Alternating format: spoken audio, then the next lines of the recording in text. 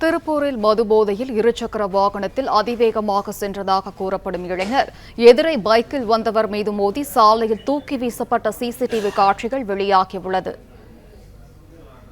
கூடுதல் விவரங்களை வழங்குகிறார் செய்தியாளர் செந்தில். செந்தில், வணக்கம். விவரம் என்ன செந்தில்? திருப்பூரில் மதுபோதையில் இருசக்கர வாகனங்கள் மோதியதில் நேருக்கு நேர் மோதியில் ஏற்பட்ட விபத்தில் தொடர்பான பதவியில் சிசிடிவி காட்சிகளானது தற்போது வெளியாகியுள்ளது.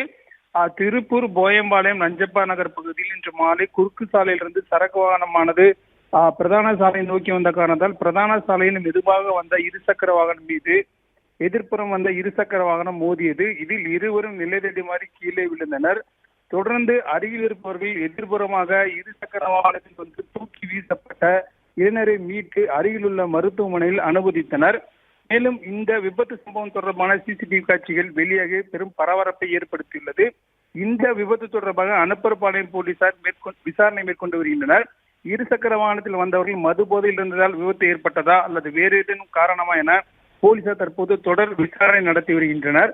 விபத்தில் ஏற்பட்ட இளைஞர் தற்போது மருத்துவமனையில் சிகிச்சை பெற்று வருகிறார். விவரங்களுக்கு நன்றி செந்தில்குமார்.